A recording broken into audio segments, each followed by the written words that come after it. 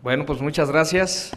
Es un honor para mí estar con ustedes hoy aquí. Quiero externarles primero que nada el saludo del gobernador del estado de Chiapas, licenciado Juan Sabines Guerrero, que por mi modesto conducto les envía, deseándoles éxitos en los trabajos de este congreso tan importante.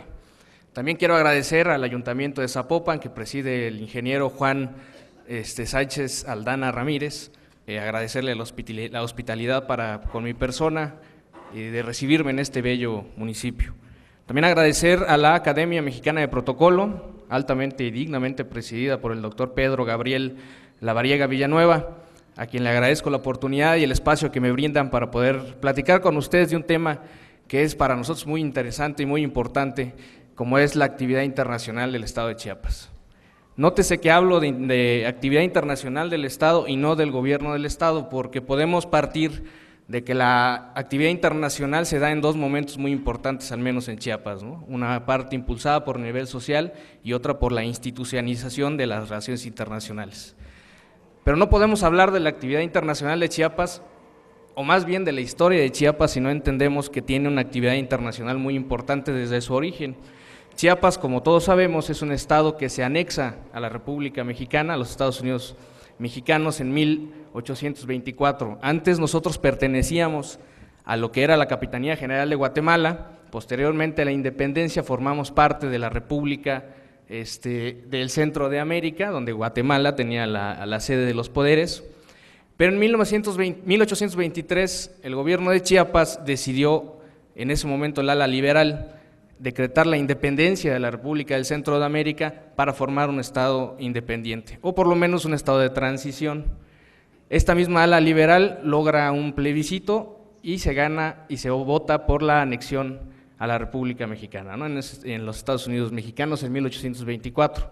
Un dato curioso es de que Chiapas no se anexa en su totalidad como lo conocemos hoy a México, sino que la parte de la región del Soconusco, que es la zona más rica, una de las zonas más ricas de nuestro estado, conocida por su producción de café de altura, se anexa 24 años después, es decir, en 1846, ya no de manera diplomática, sino también con mucha presión del gobierno mexicano y del gobierno de Chiapas en aquel entonces, pero se logra la anexión. Es importante aquí porque hubo una gran cantidad de esfuerzos diplomáticos en aquella época, en la transición entre 1823 y 1824, donde podemos hablar de que Chiapas era un estado independiente, una pequeña república le podemos llamar, o un estado independiente, ¿no? Y todo esto está documentado gracias a que la Cancillería editó un texto donde habla de la relación entre México y Centroamérica, donde está muy bien detallada estas cartas, este intercambio protocolario que hubo, intercambio diplomático de cartas, en donde estaba estire y afloja hacia dónde deberíamos ir los chiapanecos, ¿no? Pero finalmente nos anexamos a México, ¿no? Otro momento interesante, nos vamos a saltar más de 100 años en la historia para entender, se da el Congreso Nacional Indígena, que se da este congreso por una de los clásicos que conocemos como bomberazos o apagafuegos, porque Chiapas, como bien saben, tiene una cantidad muy grande de población indígena, casi el 60% de la población de nuestro estado es indígena, tenemos 9 lenguas indígenas y contamos hoy en día todavía con lugares, comunidades en donde todavía no hablan español, entonces ya se imaginarán ustedes lo complicado que es un estado, manejar las relaciones políticas en un estado con estas características. Pero había una revuelta indígena en la zona conocida como San Juan Chamula y eso ocasiona que el gobierno federal, con la intervención del Banco Mundial, creen el programa PRODOSECH, que es el programa de desarrollo socioeconómico de los Altos de Chiapas, para intentar llevar proyectos de desarrollo a las comunidades indígenas y intentar apaciguar un poco las exigencias que existían en ese momento, porque las revueltas se estaban volviendo ya con un carácter sangriento, ¿no?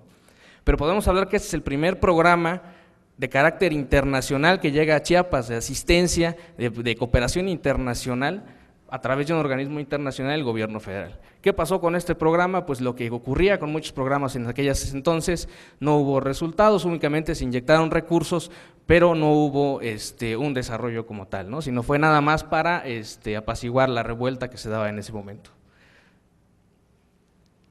La que sigue, por favor. A mediados de los 80 también se da un fenómeno muy interesante en Chiapas, que es el refugio de ciudadanos guatemaltecos a nuestro estado.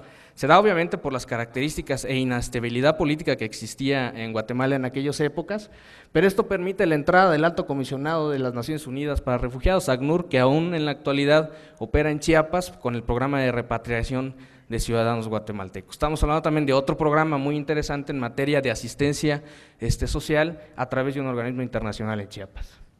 Pero tenemos uno de los grandes momentos en Chiapas que todos ustedes conocen, que es el año de 1994, el estallido de la revolución o de la revolución zapatista o neozapatista encabezada por el subcomandante Marcos, que es una de las grandes figuras mediáticas y que cuya labor mediática efectivamente posicionó a Chiapas en el ámbito internacional, ¿no? Y trajo muchísimos beneficios, es cierto, a nuestro estado, sobre todo en materia de cooperación internacional.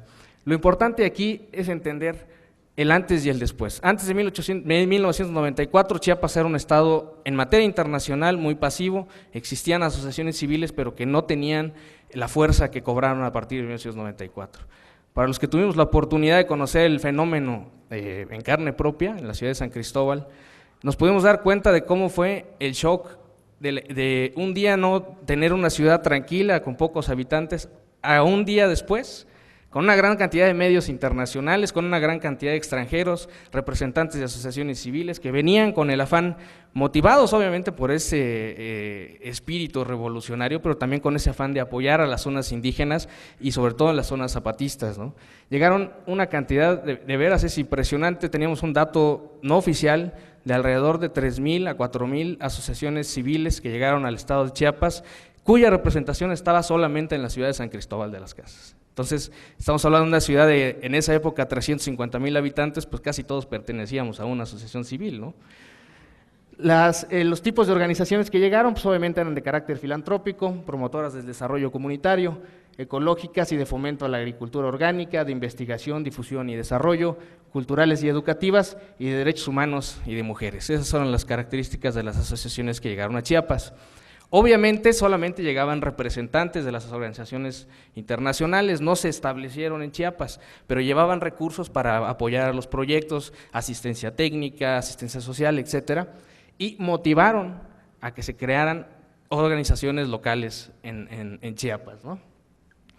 Esto también permitió que, además de las organizaciones internacionales, las asociaciones locales empezaran a crear toda una red internacional entre asociaciones, y no nada más con las propias asociaciones, sino también con los gobiernos de otros países y las organizaciones internacionales.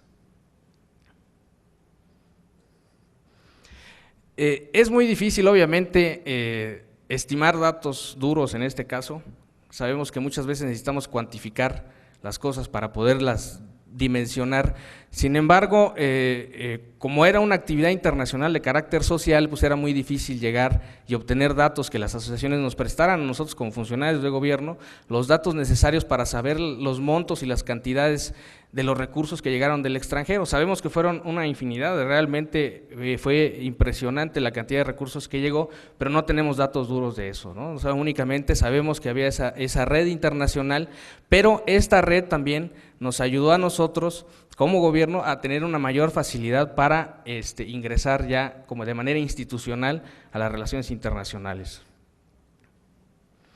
Pero como toda historia tiene un principio, un cenit, digamos, un punto álgido y un declive. En el año 2000, el cambio de gobierno en México, las elecciones presidenciales que dan paso al gobierno del Partido Acción Nacional, y en el caso de Chiapas a una coalición de 8 partidos, pues generó en el ambiente internacional un cambio de visiones hacia Chiapas y hacia México en general, porque para ellos fue un indicador de que en México existía ya estabilidad política y social, y por tanto no se justificaba que se enviaran tantos recursos en materia de asistencia y de cooperación internacional a México y en el caso a Chiapas.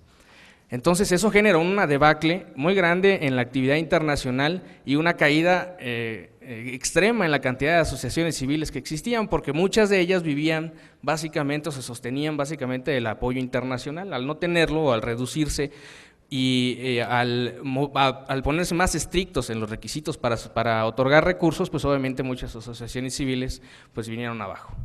En el año 2001 El gobierno del Estado se da cuenta efectivamente de que está quedando un vacío muy importante en materia internacional, pero que además había la necesidad de darle a conocer al mundo que Chiapas, si efectivamente estaba creciendo, existían todavía muchas zonas de alta marginación y que por la escasez de recursos, al menos en el Estado, había la necesidad de obtener asistencia en el extranjero, ¿no? Y esto nos permitió a nosotros crear en el año de 2001 lo que es la Coordinación de Relaciones Internacionales del Gobierno del Estado, ¿no? Intentando llenar ese vacío que se dio a través